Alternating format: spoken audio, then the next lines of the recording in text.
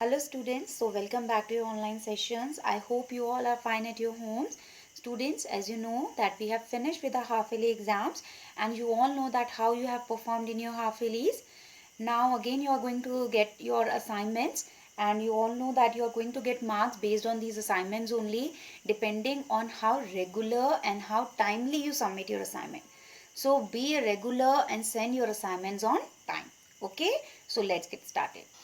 So class 6, we are starting your chapter number 8, that is ratio and proportion, and first we are taking your ratio. So ratio is the comparison of the sizes of two or more quantities of same kind by division. So when you compare two or more quantities of same kind by division, then you got the ratio. So here I have written a ratio and it is read as A upon B or A ratio B. Here this is the sign of ratio. Okay, where A and B are called the terms of the ratio. Here A and B are known as terms of the ratio. A is called the first term, also known as antecedent, and B is called the second term, also known as consequent. Okay. Now next we are having important points. So here I have written some points which you have to remember for doing this chapter. So your first point is both the terms of a ratio is multiplied or divided by the same number. So it means if you're having a ratio like 3 ratio upon 2, or you can say 3 ratio 2. So if you are multiplying the numerator of the ratio with 2, it means you have to multiply the denominator of ratio with 2 only. Okay, so it becomes your 6 by 4, or you can say 6 ratio 4. Clear? Second, ratio exists between the two quantities of same kind. If you are writing a ratio, then the quantities must be of same kind. For example, if you are taking two quantities, like one you have taken the height of a student and you have taken a weight of a student, so it doesn't make any sense. If you are taking height, then you should take height of both the students, and if you are taking weight, then you should take weight of both the students. The quantities must be of same kind. Third point, the unit of quantities must be same.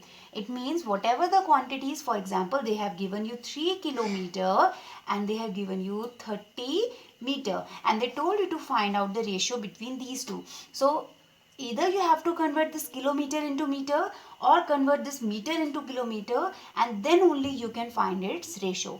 It means the unit of the quantities must be same. Clear? And the last point is ratio has no unit. Ratio doesn't have any unit. Okay? So student, this time we are going with your exercise and we are starting your exercise 8.1.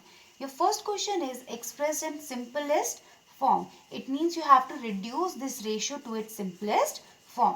And we know that how to reduce it. We have done this in fraction also. So you will write 81 upon 108.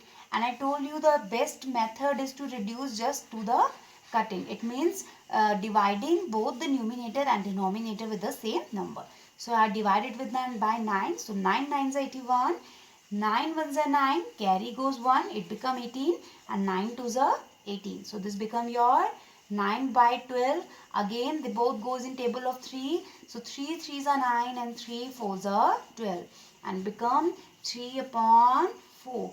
And this will be your answer. I told you ratio doesn't have any unit. Okay. So reducing 81 ratio 108 to its simplest form gives you 3 ratio 4. You can write it like this, or you will write 3 ratio 4. Okay. Now question number 2 is fill the missing numbers in the following equivalent ratios. So here they have given you ratios and you have to fill the missing numbers over here. Same as we have done in our fraction. Now you can see here it is 21 and here it is 3. So it is a greater number and we are getting a smaller. So how we get a smaller number from a greater number? Obviously we have divided this with some number. So we all know that if we divide this number by 7, since 7 3s are 21, so if we are dividing the denominator by 7, we have to divide the numerator by 7 only. So here 7 3s are 21, and when you divide this 14 with 7, then it becomes 2. Clear? So first number we got, and we got the first ratio as 2:3. Now you can see that this 2 is converted into 6. Now it is a smaller number and it is converted into a bigger number. It means you have multiplied this. By which number you multiply 2 to get 6? By 3. Okay. So if you are multiplying the numerator with 3, so you have to multiply the denominator with 3 only. So this will become 3 3s are 9. So your required ratio become 14 upon 21 is equals to 2 upon 3 is equals to 6 upon 9. And this will be your answer. Clear? Now we are having another question. That question number 5. What is the question? The population of a village is 4800. If the numbers of females is 2160, find the ratio of the males to the ratio of the females. Okay, so what you have to find? You have to find the ratio of the males to the ratio of the females. So first you have to find the number of males. Here they have given the total population and numbers of female. They have not given you numbers of males. Okay, so you will write total population of a village is 4800. Okay, and number of females is 2160. How you will find the numbers of male? When you subtract this number of female from the total of population, you will get number of males. So you will write numbers of males is equals to 4800 minus 2160. And when you subtract it, what you are getting? 2640. It means there are 2640 males in that village.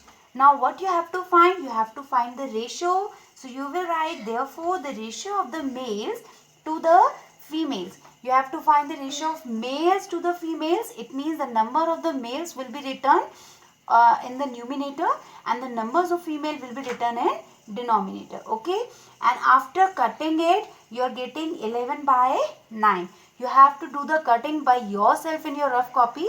Okay, and it is coming 11 by 9 or 11:9, and this will be your answer. Clear? Now we are having a question number 6, that in a class there are 30 boys and 25 girls. Okay, there is a classroom in which how many boys are there? 30, and how many girls are there? 25. Find the ratio.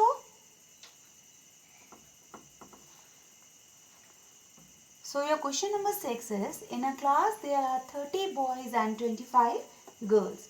Find the ratio of the number of boys to that of girls. Okay, so you have to find the ratio of number of boys. What are the number of boys? It is 30, and what is the number of girls? It is 25. So cut it. 5 6 are 30 and 5 5s are 25. So your required ratio is 6 by 5, or you will write 6:5. Clear?